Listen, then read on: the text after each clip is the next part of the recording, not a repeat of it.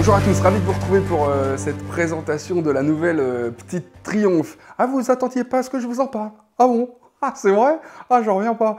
Pensez à vous abonner si c'est pas déjà fait. N'hésitez pas à mettre un petit pouce bleu, en dehors du fait que bon, ça m'aide en termes de référencement. C'est bon pour le moral. Si, je vous assure, vous verrez, vous vous sentirez encore mieux, plus léger quelque part. Bon, allez, j'arrête. Elle est là, elle est arrivée du moins sans son camouflage, la Tiger 660 Sport. Et déjà, d'emblée, j'ai envie de vous dire que j'en attends beaucoup, moi, de cette moto, parce que la cylindrée est intéressante, 660 cm3, le type de moteur, un petit 3 cylindres, hein, du coup, ça aussi, c'est intéressant. Et puis, j'y vois une très sérieuse concurrente à la Tracer 7, soyons clairs. Hein. Alors oui, bien sûr, il y a la V-Strom 650 ou la Aprilia 660 aussi. Mais d'un côté, alors on est sur une moto qui est un petit peu plus en fin de carrière, on va dire, et puis de l'autre, sur quelque chose de plus rallye hein, dans la main. Ah bah franchement, la Touareg, d'un point de vue design, coloris, les pneus, tout ça, je sais pas ce que vous en pensez, mais moi j'ai quand même le sentiment qu'on est plus sur de la Ténéré 700 en termes de cible, hein, non? Sérieux? Hein, là, selon moi, avec un Tiger Sport 660, on est vraiment sur du trail routier, comme la Tracer 7.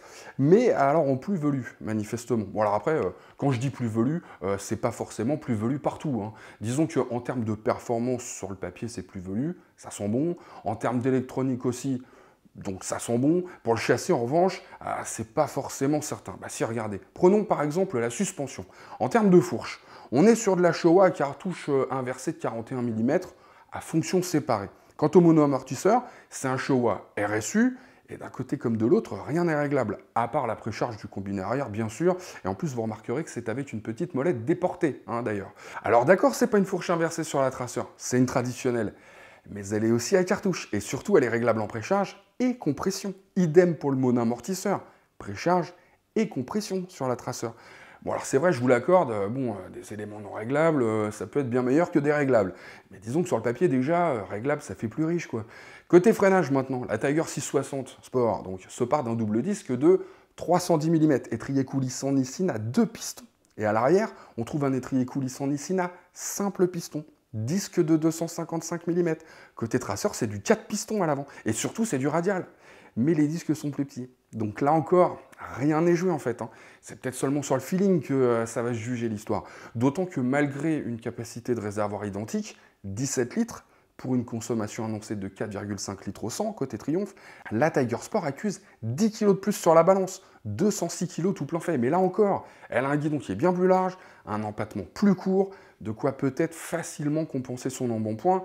Je parle en termes de maniabilité, de vivacité à la mise sur l'angle, par exemple. Et puis si elle pèse plus lourd, c'est peut-être aussi dû à la taille de ses carénages, j'en sais rien, de sa plus grande bulle ou de son architecture moteur différente. 3 cylindres, c'est peut-être plus lourd que 2 cylindres, par exemple. Hein, et d'ailleurs, puisqu'on parle de moteur, le 3 cylindres de la Tiger Sport 660 développe 64 Nm à 6250 tours minute et 81 chevaux à 10 250 tours minute. C'est donc la plus puissante de sa catégorie. Ouais, je sais, c'est juste un cheval de plus qu'elle Touareg. Mais c'est un cheval de plus quand même. Et puis bon, 2 modes de conduite, un road et un rain, traction de contrôle déconnectable, écran TFT qui semble assez lisible, il y a de la connectivité bien sûr, ça permet notamment de la navigation par flèche, hein. Et puis un système de gestion directe d'une GoPro, ah, ça mange pas de pain cette petite histoire. Et tout ça pour combien ma bonne dame?